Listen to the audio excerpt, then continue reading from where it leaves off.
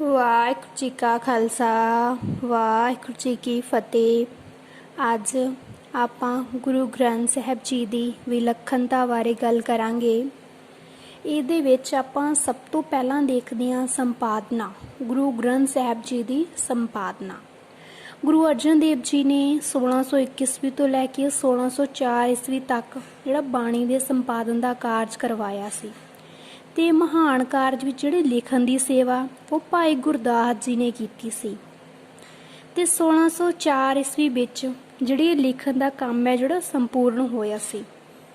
ਫਿਰ ਜਦੋਂ ਇਹ ਕੰਮ ਸੰਪੂਰਨ ਹੋਇਆ 1604 ਈਸਵੀ ਵਿੱਚ ਤਾਂ ਇਸ ਨੂੰ ਜਿਹੜੀ ਇਹਨੂੰ ਪਹਿਲਾਂ ਆਦਿ ਗ੍ਰੰਥ ਸਾਹਿਬ ਕਹਿੰਦੇ ਸੀ, ਆਦਿ ਬੀੜ ਨੂੰ ਦਰਬਾਰ ਸਾਹਿਬ ਸ਼੍ਰੀ ਹਰਿਮੰਦਰ ਸਾਹਿਬ ਵਿਖੇ ਇਹਦਾ ਪ੍ਰਕਾਸ਼ ਕੀਤਾ ਗਿਆ ਸੀ। ਤੇ ਪ੍ਰਕਾਸ਼ ਕਰਨ ਤੇ ਸੇਵਾ ਸੰਭਾਲ ਦੀ ਜਿਹੜੀ ਸੇਵਾ ਉਹ ਬਾਬਾ ਬੁੱਢਾ ਜੀ ਨੂੰ ਸੌਂਪੀ ਗਈ ਸੀ। ਇਸ ਲਈ ਵੀ ਜਿਹੜੇ ਪਹਿਲੇ ਗ੍ਰੰਥੀ ਸੀ ਉਹ ਬਾਬਾ ਬੁੱਢਾ ਜੀ ਸੀ। ਪਹਿਲੀ ਵਾਰ ਪ੍ਰਕਾਸ਼ ਕਰਨ ਤੇ ਜੋ ਹੁਕਮਨਾਮਾ ਆਇਆ ਸੀ ਉਹ ਸੀ, ਸੰਤਾਂ ਕੇ ਕਾਰਜ ਆਪ ਖਲੋਇਆ, ਹਰ ਕੰਮ ਕਰਾਵਣ ਆਇਆ ਰਾਮ।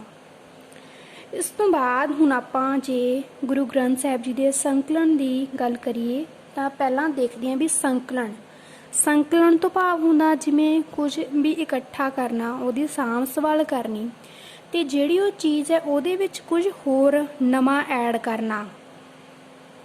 ਤੇ ਇਸ ਤੋਂ ਬਾਅਦ ਜਿਹੜਾ ਗੁਰੂ ਗੋਬਿੰਦ ਸਿੰਘ ਜੀ ਨੇ 1708 ਈਸਵੀ ਵਿੱਚ ਗੁਰੂ ਤੇਗ ਬਹਾਦਰ ਜੀ ਦੀ ਬਾਣੀ ਵੀ ਸ਼ਾਮਿਲ ਕਰ ਲਈ ਗਈ ਸੀ।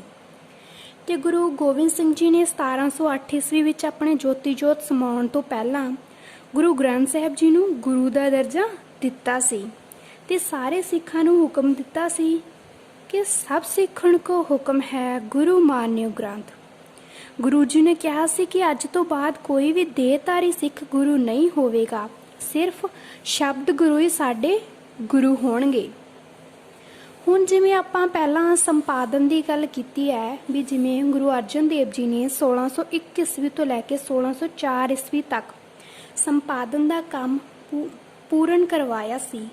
ਹੁਣ ਆਪਾਂ ਜੇ ਦੇਖੀਏ ਵੀ ਇਹਨੂੰ ਸੰਪਾਦਨ ਦੇ ਕੰਮ ਨੂੰ ਪੂਰਾ ਕਰਾਉਣ ਲਈ 3 ਸਾਲ ਲੱਗੇ। ਹੁਣ ਵੀ ਇਹ 3 ਸਾਲ ਕਿਉਂ ਲੱਗੇ? ਗੁਰੂ ਜੀ ਨੇ ਅਜਿਹੀ ਕਿਹੜੀ ਤਰਤੀਬ ਨਾਲ ਇਹ ਲਿਖਵਾਇਆ ਸੀ ਕਿ ਇਹਨੂੰ 3 ਸਾਲ ਲੱਗੇ ਲਿਖਣ ਵਿੱਚ? ਹੁਣ ਆਪਾਂ ਜੇ ਇਹਨੂੰ ਸਮਝਣਾ ਹੋਵੇ, ਇਹਦੀ ਜਿਹੜੀ ਵਿਧੀ ਬਣਾਈ ਗਈ ਸੀ ਉਹਨੂੰ ਆਪਾਂ 3 ਭਾਗਾਂ ਨਾਲ ਸਮਝਾਂਗੇ। ਸਭ ਤੋਂ ਪਹਿਲਾਂ ਬਾਣੀ ਸੰਪਾਦਨ ਤਰਤੀਬ ਦੇ ਆਧਾਰ ਤੇ, ਦੂਸਰਾ ਵਰਗੀਕਰਨ ਤੇ ਤੀਸਰਾ ਨਿਰਮਲ ਚੁਕਤਾ। ਸਭ ਤੋਂ ਪਹਿਲਾਂ ਬਾਣੀ ਸੰਪਾਦਨ ਤਰਤੀਬ ਦੇ ਆਧਾਰ ਤੇ, ਇਹਦੇ ਵਿੱਚ ਜਿਸ ਤਰ੍ਹਾਂ ਰਾਗ, ਕਾਵਿ ਰੂਪ ਤੇ ਬਾਣੀਕਾਰ ਸ਼ਾਮਿਲ ਨੇ। ਜਿਵੇਂ ਰਾਗਾਂ ਵਿੱਚ 31 ਰਾਗ ਤੇ 30 ਮਿਸ਼ਰਿਤ ਰਾਗ ਆਉਂਦੇ ਆ। ਕਾਵਿ ਰੂਪ ਵਿੱਚ ਜਿਵੇਂ ਸਭ ਤੋਂ ਪਹਿਲਾਂ ਪਦੇ ਆਉਂਦੇ ਆ, ਜਿਵੇਂ 1 ਪਦਾ, 2 ਪਦੇ, 3 ਪਦੇ, ਅਸ਼ਟਪਦੀ, ਸ਼ੰਤ, ਲੰਮੀਆਂ ਬਾਣੀਆਂ, ਸੁਖਮਣੀ, 22-12। ਉਸ ਤੋਂ ਬਾਅਦ ਬਾਣੀਕਾਰ ਆਉਂਦੇ ਆ। ਬਾਣੀਕਾਰਾਂ ਵਿੱਚ 6 ਗੁਰੂ ਸਾਹਿਬਾਨ, 15 ਭਗਤ, 11 ਭੱਟ ਤੇ 3 ਗੁਰਸਿੱਖਾਂ ਦੀ ਬਾਣੀ ਦਰਜ ਹੈ। ਪਰ ਇਸ ਵਿੱਚ ਕਈ ਵਿਦਵਾਨਾਂ ਦੇ ਮਤਭੇਦ ਨੇ। ਕਈ ਵਿਦਵਾਨ ਕਹਿੰਦੇ ਆ ਕਿ ਗੁਰੂ ਗ੍ਰੰਥ ਸਾਹਿਬ ਜੀ ਵਿੱਚ 4 ਗੁਰਸਿੱਖਾਂ ਦੀ ਬਾਣੀ ਦਰਜ ਹੈ ਤੇ ਕਈ ਵਿਦਵਾਨ ਕਹਿੰਦੇ ਆ ਕਿ ਗੁਰੂ ਗ੍ਰੰਥ ਸਾਹਿਬ ਵਿੱਚ 3 ਗੁਰਸਿੱਖਾਂ ਦੀ ਬਾਣੀ ਦਰਜ ਹੈ। ਉਸ ਤੋਂ ਬਾਅਦ ਹੁਣ ਆਪਾਂ ਵੇਖਦੇ ਹਾਂ ਅੱਗੇ ਵਰਗੀਕਰਨ। ਵਰਗੀਕਰਨ ਦੇ ਵਿੱਚ ਸਭ ਤੋਂ ਪਹਿਲਾਂ ਤਤਕਰ ਆਉਂਦਾ ਹੈ, ਜਿਹਦੇ ਵਿੱਚ ਆਪਾਂ ਨੂੰ ਪਤਾ ਲੱਗਦਾ ਵੀ ਕਿਹੜਾ ਰਾਗ, ਮਹੱਲਾ, ਕਿਹੜਾ ਸ਼ਬਦ ਵੀ ਕਿੰਨੇ ਪੰਨਾ ਅੰਗ ਤੇ ਆ। ਉਸ ਤੋਂ ਬਾਅਦ ਨਿਤਨੇਮ ਦੀਆਂ ਬਾਣੀਆਂ ਆਉਂਦੀਆਂ, ਜਿਸ ਵਿੱਚ ਸਭ ਤੋਂ ਪਹਿਲਾਂ ਜਿਸ ਤਰ੍ਹਾਂ ਜਪ, ਸੋਦਰ, ਸੋਹਿਲਾ ਸ਼ਾਮਿਲ ਨੇ ਤੇ ਬਾਣੀਆਂ 1 ਤੋਂ 13 ਅੰਗ ਤੇ ਦਰਜ ਨੇ ਗੁਰੂ ਗ੍ਰੰਥ ਸਾਹਿਬ ਜੀ ਵਿੱਚ। ਉਸ ਤੋਂ ਬਾਅਦ ਰਾਗ ਬੰਦ ਬਾਣੀਆਂ ਆਉਂਦੀਆਂ ਨੇ ਜੋ ਕਿ 14 ਤੋਂ 1353 ਅੰਗ ਤੇ ਦਰਜ ਹਨ। ਇਸ ਵਿੱਚ ਜਿਸ ਤਰ੍ਹਾਂ 31 ਰਾਗ ਤੇ 30 ਮਿਸ਼ਰਿਤ ਰਾਗ ਸ਼ਾਮਿਲ ਨੇ। ਇਸ ਤੋਂ ਬਾਅਦ ਰਾਗ ਮੁਕਤ ਬਾਣੀਆਂ ਆਉਂਦੀਆਂ ਜੋ ਕਿ 1353 ਅੰਗ ਤੋਂ ਲੈ ਕੇ 1429 ਅੰਗ ਤੱਕ ਦਰਜ ਹਨ। ਜਿਵੇਂ ਇਹਦੇ ਵਿੱਚ ਸ਼ਲੋਕ ਸੰਸਕ੍ਰਿਤੀ ਮਹੱਲਾ ਪਹਿਲਾ, ਸ਼ਲੋਕ ਭਗਤ ਕਬੀਰ ਜੀ ਕੇ, ਸ਼ਲੋਕ ਮਹੱਲਾ ਪੰਜਵਾਂ, ਫੁਨਹੇ ਮਹੱਲਾ ਪੰਜਵਾਂ, ਸ਼ਲੋਕ ਸ਼ੇਖ ਫਰੀਦ ਕੇ, ਸ਼ਲੋਕ ਵਾਰਾਂ ਤੇ ਵਧੀਕ ਸਵਈਏ ਆਦਿ ਸ਼ਾਮਿਲ ਨੇ। ਇਸ ਤੋਂ ਬਾਅਦ ਅਖੀਰ ਤੇ ਰਾਗਮਾਲਾ ਆਉਂਦੀ ਹੈ ਜੋ ਕਿ 1429 ਅੰਗ ਤੋਂ ਲੈ ਕੇ 1430 ਅੰਗ ਤੇ ਦਰਜ ਹੈ ਗੁਰੂ ਗ੍ਰੰਥ ਸਾਹਿਬ ਜੀ ਵਿੱਚ। ਇਸ ਤੋਂ ਬਾਅਦ ਹੁਣ ਨਿਰਮਲ ਜੁਗਤਾਂ ਆਉਂਦੀਆਂ ਹਨ ਜੋ ਕਿ 3 ਤਰ੍ਹਾਂ ਦੀਆਂ ਨੇ। ਸਭ ਤੋਂ ਪਹਿਲਾਂ ਸਿਰਲੇਖ ਜੁਗਤਾਂ, ਅੰਕ ਜੁਗਤਾਂ ਤੇ ਰਹਾਉ ਜੁਗਤਾਂ। ਸਿਰਲੇਖ ਜੁਗਤਾਂ ਵਿੱਚ ਜਿਵੇਂ ਰਾਗ, ਕਾਵਿ ਰੂਪ ਤੇ ਬਾਣੀਕਾਰ ਦੀ ਪਛਾਣ ਦੇ ਨਾਲ ਨਾਲ ਸੰਬੰਧਿਤ ਬਾਣੀ ਦਾ ਜਿਹੜਾ ਉਚਾਰਨ ਹੈ, ਜਿਸ ਤਰ੍ਹਾਂ ਏਕ ਸੁਆਣ ਕੇ ਕਰ ਗਾਵਣਾ, ਪਹਿਰਿਆਂ ਕਾ ਕਰ ਗਾਵਣਾ ਆਦਿ ਇਸ ਵਿੱਚ ਸ਼ਾਮਿਲ ਹੈ। ਇਸ ਵਿੱਚ ਮੰਗਲਾਚਰਨ ਵੀ ਸ਼ਾਮਿਲ ਹੈ।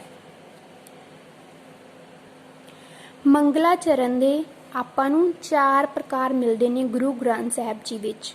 ਸਭ ਤੋਂ ਪਹਿਲਾ ਮੰਗਲਾਚਰਨ ਇੱਕ ਓੰਕਾਰ ਸਤਨਾਮ ਕਰਤਾ ਪੁਰਖ ਨਿਰਭਉ ਨਿਰਵੈਰ ਅਕਾਲ ਮੂਰਤ ਅਜੂਨੀ ਸੈਭੰ ਗੁਰ ਪ੍ਰਸਾਦ। ਇਹ ਆਪਾਂ ਨੂੰ 33 ਵਾਰ ਗੁਰੂ ਗ੍ਰੰਥ ਸਾਹਿਬ ਜੀ ਵਿੱਚ ਮਿਲਦਾ ਹੈ। ਦੂਸਰਾ ਮੰਗਲਾਚਰਨ ਇੱਕ ਓੰਕਾਰ ਸਤਨਾਮ ਕਰਤਾ ਪੁਰਖ ਗੁਰ ਪ੍ਰਸਾਦ। ਇਹ 9 ਵਾਰ ਆਪਾਂ ਨੂੰ ਗੁਰੂ ਗ੍ਰੰਥ ਸਾਹਿਬ ਜੀ ਵਿੱਚ ਮਿਲਦਾ ਹੈ। ਤੀਸਰਾ ਮੰਗਲਾਚਰਨ ਇੱਕ ਓੰਕਾਰ ਸਤਨਾਮ ਗੁਰ ਪ੍ਰਸਾਦ। ਇਹ 2 ਵਾਰ ਆਪਾਂ ਨੂੰ ਗੁਰੂ ਗ੍ਰੰਥ ਸਾਹਿਬ ਜੀ ਵਿੱਚ ਮਿਲਦਾ ਹੈ। ਚੌਥਾ ਮੰਗਲਾਚਰਨ ਇੱਕ ਓੰਕਾਰ ਸਤਿਗੁਰ ਪ੍ਰਸਾਦ। ਇਹ ਆਪਾਂ ਨੂੰ 524 ਵਾਰ ਗੁਰੂ ਗ੍ਰੰਥ ਸਾਹਿਬ ਜੀ ਵਿੱਚ ਮਿਲਦਾ ਹੈ। ਕੁੱਲ ਆਪਾਂ ਨੂੰ 568 ਵਾਰ ਇਹ ਚਾਰੇ ਤਰ੍ਹਾਂ ਦੇ ਮੰਗਲਾਚਰਨ ਗੁਰੂ ਗ੍ਰੰਥ ਸਾਹਿਬ ਜੀ ਵਿੱਚ ਲਿਖੇ ਮਿਲਦੇ ਹਨ। ਇਸ ਤੋਂ ਅੱਗੇ ਹੁਣ ਅੰਕ ਜੁਗਤਾਂ ਆਉਂਦੀਆਂ ਹਨ। ਅੰਕ ਜੁਗਤਾਂ ਵਿੱਚ ਜਿਵੇਂ ਸਭ ਤੋਂ ਪਹਿਲਾਂ ਇਹ ਵੀ 4 ਪ੍ਰਕਾਰ ਦੇ ਹੁੰਦੇ ਆ। ਜਿਵੇਂ ਸਭ ਤੋਂ ਪਹਿਲਾਂ ਆ ਗਿਆ ਪੰਨਾ ਅੰਕ, ਦੂਸਰੇ ਨੰਬਰ ਤੇ ਆ ਗਿਆ ਜਿਵੇਂ ਇੱਕ ਓੰਕਾਰ ਜਿਹੜਾ ਮੰਗਲ ਰੂਪ ਵਿੱਚ ਇੱਕ ਵਰਤਿਆ ਗਿਆ ਉਹ, ਤੀਸਰਾ ਸਿਰਲੇਖਾਂ ਵਿੱਚ, ਚੌਥਾ ਮੂਲ ਬਾਣੀ ਪਾਠ ਵਿੱਚ। ਜਿਹੜੀਆਂ ਅੰਕ ਜੁਗਤਾਂ ਰਾਹੀਂ ਜਿਹੜੀ ਬਾਣੀ ਦੀ ਪ੍ਰਮਾਣਿਕਤਾ ਤੇ ਰੂਪ ਨੂੰ ਸਥਿਰ ਰੂਪ ਦਿੱਤਾ ਗਿਆ ਹੈ। ਇਸ ਤੋਂ ਬਾਅਦ ਰਹਾਉ ਜੁਗਤਾਂ ਆਉਂਦੀਆਂ ਨੇ। ਜਿਸ ਤਰ੍ਹਾਂ ਰਹਾਉ ਦਾ ਸ਼ਾਬਦਿਕ ਅਰਥ ਹੈ ਠਹਿਰਾਓ, ਭਾਵ ਰੁਕਣਾ। ਵੀ ਜਿਹੜੀ ਰਹਾਉ ਵਾਲੀ ਪੰਕਤੀ ਹੁੰਦੀ ਹੈ ਉਹਦੇ ਵਿੱਚ ਜਿਹੜਾ ਉਸ ਬਾਣੀ ਦਾ ਜਿਹੜਾ ਕੇਂਦਰੀ ਭਾਵ ਛੁਪਿਆ ਹੋਇਆ ਹੁੰਦਾ। ਸੰਗੀਤ ਵਿੱਚ ਟੇਕ ਦੇ ਅਰਥ ਵਿੱਚ ਵਰਤੀਦਾ ਹੈ, ਭਾਵ ਇਸ ਸ਼ਬਦ ਦੇ ਅਰਥ ਵਿੱਚ ਕੇਂਦਰੀ ਥਾਂ ਉੱਤੇ ਹੈ। ਇਸ ਜੁਗਤ ਦਾ ਜਿਹੜਾ ਨਿਰਮਾਣ ਜਾਂ ਉਚਾਰਨ ਅਰਥ ਤੇ ਕੀਰਤਨ ਦੇ ਹਵਾਲੇ ਵਿੱਚ ਕੀਤਾ ਗਿਆ ਹੈ। ਇਸ ਤੋਂ ਅੱਗੇ ਹੁਣ ਆਉਂਦੀ ਹੈ ਲਿਪੀ। ਜੇ ਆਪਾਂ ਗੁਰੂ ਗ੍ਰੰਥ ਸਾਹਿਬ ਜੀ ਦੀ ਲਿਪੀ ਦੀ ਗੱਲ ਕਰੀਏ ਤਾਂ ਇਹਦੀ ਸਮੁੱਚੀ ਲਿਪੀ ਗੁਰਮੁਖੀ ਲਿਪੀ ਹੈ, ਜਿਸ ਨੂੰ ਤਰਤੀਬ ਗੁਰੂ ਅੰਗਦ ਦੇਵ ਜੀ ਨੇ ਦਿੱਤੀ ਸੀ। ਇਸ ਤੋਂ ਬਾਅਦ ਭਾਸ਼ਾ ਵੀ ਜਿਹੜੇ ਗੁਰੂ ਗ੍ਰੰਥ ਸਾਹਿਬ ਜੀ ਵਿੱਚ ਬਹੁਤ ਸਾਰੀਆਂ ਹੋਰ ਭਾਸ਼ਾਵਾਂ ਦੀ ਵਰਤੋਂ ਕੀਤੀ ਗਈ ਹੈ, ਜਿਵੇਂ ਸੰਸਕ੍ਰਿਤ, ਪੰਜਾਬੀ, ਸੰਤ ਭਾਸ਼ਾ, ਹਿੰਦੀ, ਲਹਿੰਦੀ ਆਦਿ।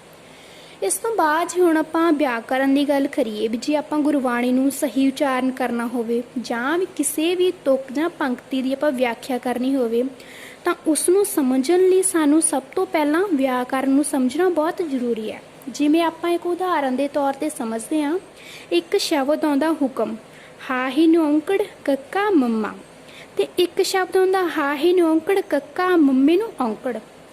ਇੱਕ ਤੀਸਰਾ ਸ਼ਬਦ ਆਉਂਦਾ ਹਾਹੀ ਨੂੰ ਔਂਕੜ ਕੱਕਾ ਮੰਮੇ ਨੂੰ ਸਿਆਰੀ। ਇਹਦੇ ਵਿੱਚ ਲਿਖਣ ਵਿੱਚ ਵੀ ਫਰਕ ਹੈ ਤੇ ਇਹਦੇ ਅਰਥਾਂ ਵਿੱਚ ਵੀ ਫਰਕ ਹੈ, ਹੁਕਮ ਦੇ ਅਰਥਾਂ ਵਿੱਚ। ਇਸ ਲਈ ਆਪਾਂ ਨੂੰ ਜੇ ਗੁਰਬਾਣੀ ਨੂੰ ਸਮਝਣਾ ਹੈ ਤਾਂ ਉਹ ਤੋਂ ਸਭ ਤੋਂ ਪਹਿਲਾਂ ਆਪਾਂ ਨੂੰ ਗੁਰਬਾਣੀ ਦੀ ਜਿਹੜੀ ਵਿਆਕਰਨ ਹੈ ਉਹਨੂੰ ਸਮਝਣੀ ਬਹੁਤ ਜ਼ਰੂਰੀ ਹੈ। ਇਸ ਤੋਂ ਬਾਅਦ ਹੁਣ ਅੱਗੇ ਆਉਂਦੀ ਹੈ ਸਾਇੰਸ। ਵੀ ਜਿਵੇਂ ਆਪਾਂ ਕਹਿ ਦਿੰਦੇ ਹਾਂ ਵੀ ਸਾਇੰਸ ਨੇ ਬਹੁਤ ਤਰੱਕੀ ਕਰ ਲਈ ਹੈ, ਵੀ ਸਾਇੰਸ ਨੇ ਬਹੁਤ ਸਾਰੇ ਆਪਾਂ ਨੂੰ ਗ੍ਰਹਿ ਲੱਭੇ ਨੇ, ਪਰ ਗੁਰੂ ਨਾਨਕ ਦੇਵ ਜੀ ਨੇ ਜਪ ਬਾਣੀ ਵਿੱਚੋਂ ਲਿਖਦੇ ਆ ਪਾਤਾਲਾ ਪਾਤਾਲਖ ਆਗਾਸਾ ਆਗਾਸ। ਗੁਰੂ ਜੀ ਨੇ ਕਿੰਨੇ ਲੱਖਾਂ ਸੌ ਸਾਲ ਪਹਿਲਾਂ ਸਾਨੂੰ ਇਹ ਦੱਸ ਦਿੱਤਾ ਸੀ ਕਿ ਬਹੁਤ ਸਾਰੇ ਆਕਾਸ਼ ਤੇ ਪਾਤਾਲ ਹਨ, ਜੋ ਕਿ ਸਾਇੰਸ ਸਾਨੂੰ ਅੱਜ ਦੱਸ ਰਹੀ ਹੈ। ਇੱਕ ਸਾਇੰਸਦਾਨਾਂ ਦੀ ਬਹੁਤ ਹੀ ਵੱਡੀ ਲੈਬ ਹੈ ਜਿਹਦੇ ਵਿੱਚ ਉਹਨਾਂ ਨੇ ਗੁਰੂ ਗ੍ਰੰਥ ਸਾਹਿਬ ਜੀ ਨੂੰ ਸਭ ਤੋਂ ਉੱਚਾ ਦਰਜਾ ਦਿੱਤਾ ਹੋਇਆ ਹੈ। ਇਸ ਤੋਂ ਅੱਗੇ ਜੇ ਹੁਣ ਆਪਾਂ ਦੇਖੀਏ, ਗੁਰੂ ਗ੍ਰੰਥ ਸਾਹਿਬ ਜੀ ਵਿੱਚ ਸਿਰਫ ਧਾਰਮਿਕ ਪੱਖ ਹੀ ਨਹੀਂ ਸਗੋਂ ਉਹਦੇ ਨਾਲ ਧਾਰਮਿਕ ਪੱਖ ਦੇ ਨਾਲ ਰਾਜਨੀਤਿਕ, ਸਮਾਜਿਕ ਤੇ ਇਤਿਹਾਸਿਕ ਸਾਰੇ ਪੱਖਾਂ ਦੀ ਗੱਲ ਕੀਤੀ ਗਈ ਹੈ। ਜਿਵੇਂ ਧਾਰਮਿਕ ਵਿੱਚ ਆ ਗਿਆ, ਜਿਵੇਂ ਪਰਮਾਤਮਾ, ਨਾਮ, ਹੁਕਮ, ਸ੍ਰਿਸ਼ਟੀ, ਮਨ, ਹਿਉਮੈ, ਇਹਨਾਂ ਸਾਰੇ ਬਾਰੇ ਗੱਲ ਕੀਤੀ ਗਈ ਹੈ ਧਾਰਮਿਕ ਪੱਖ ਵਿੱਚ।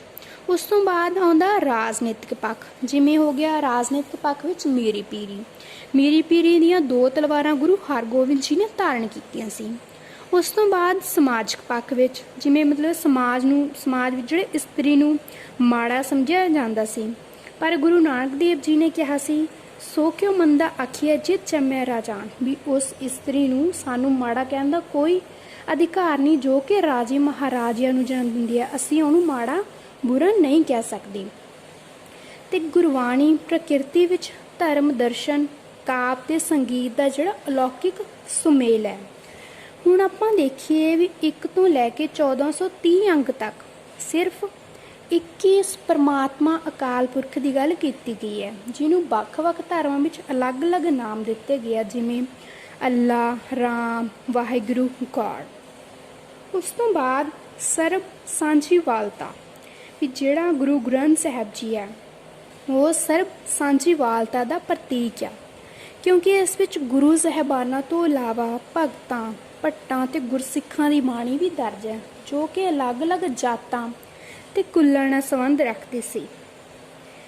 ਜੇ ਹੁਣ ਆਪਾਂ ਦੇਖੀਏ ਸਮੁੱਚੇ ਗੁਰੂ ਗ੍ਰੰਥ ਸਾਹਿਬ ਜੀ ਦਾ ਸਾਰ-ਅੰਸ਼ ਜਾਂ ਤੱਤ ਨਿਚੋੜ ਦੇਖਦੇ ਹਾਂ ਤਾਂ ਉਹ ਆਪਾਂ ਨੂੰ ਜਪ ਬਾਣੀ ਵਿੱਚੋਂ ਮਿਲਦਾ ਹੈ, ਤੇ ਜਪ ਬਾਣੀ ਨੂੰ ਗੁਰੂ ਗ੍ਰੰਥ ਸਾਹਿਬ ਜੀ ਦਾ ਸਾਰ ਵੀ ਕਿਹਾ ਗਿਆ ਹੈ। ਗੁਰੂ ਗ੍ਰੰਥ ਸਾਹਿਬ ਜੀ ਬਾਰੇ ਇੰਨੇ ਕੁ ਵਿਚਾਰ। ਜੇ ਵੀਡੀਓ ਤੁਹਾਨੂੰ ਚੰਗੀ ਲੱਗੀ ਹੋਵੇ ਤਾਂ ਵੀਡੀਓ ਨੂੰ ਲਾਈਕ, ਸ਼ੇਅਰ, ਕਮੈਂਟ ਕਰਨਾ ਨਾ ਭੁੱਲਣਾ। ਅਗਰ ਤੁਸੀਂ ਇਸ ਚੈਨਲ 'ਤੇ ਨਵੇਂ ਹੋ ਤਾਂ ਚੈਨਲ ਨੂੰ ਸਬਸਕ੍ਰਾਈਬ ਜ਼ਰੂਰ ਕਰ ਲਿਓ। ਵਾਹਿਗੁਰੂ ਜੀ ਕਾ ਖਾਲਸਾ, ਵਾਹਿਗੁਰੂ ਜੀ ਕੀ ਫਤਿਹ।